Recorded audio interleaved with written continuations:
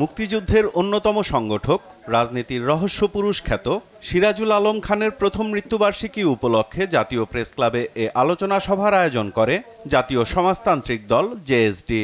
সিরাজ ভাইকে সবাই মিলে আরো গড়ে তোলবার চেষ্টা করে। শেখ মুজিবুর রহমানের বিশ্বস্ত অনুচর হিসেবে সিরাজ ভাইয়ের পরিচয় কোনোভাবেই হওয়া উচিত নয়।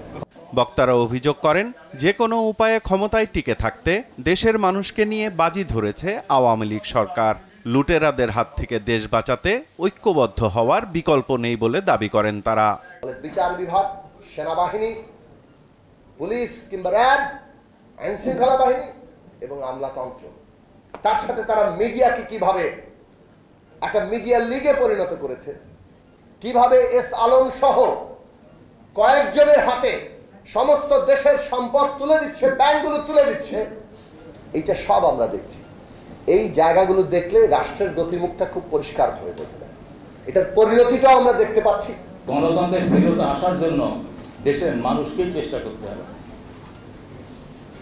কেন এটা মানুষের অধিকার।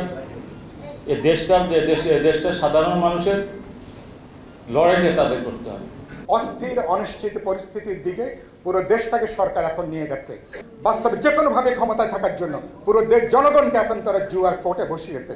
বিএনপি মহাসচিব মির্জা ফখরুল ইসলাম আলমগীর বলেন, দেশের অস্তিত্ব আজ হুমকির মুখে। দেশের ভবিষ্যৎকে ধ্বংস করে দিচ্ছে আওয়ামী লীগ সরকার। ব্যাপার হচ্ছে যে আমরা তো দেখলাম যে আপনারা এই মাছের টোপ দিয়ে কাঁধে ধরেন, এবং কেন দেখুন আপনারা তো নিজেরাই এটার সঙ্গে জড়িত। আপনি বাজেট দেখলেই বুঝতে পারবেন যে রাঘব বোয়ালদের লুটে খাওয়ার আরেকটা ব্যবস্থা করেছেন। এটা এই প্রত্যেক বছর একই ঘটনা ঘটছে। আমরা মনে করি যে বাংলাদেশ একটা ভয়ঙ্কর সংকটের মধ্যে উপস্থিত হয়েছে, যেখানে বাংলাদেশের অস্তিত্ব আজকে প্রশ্নের সম্মুখীন হয়েছে।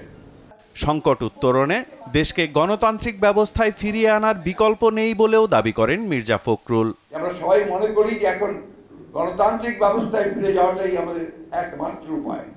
আমাদের অধিকারকে ফিরিয়ে আনা, ভোটের অধিকার ফিরিয়ে আনা, বেঁচে থাকার অধিকারকে নিশ্চিত করা, আমাদের কথা বলার অধিকারকে নিশ্চিত করা।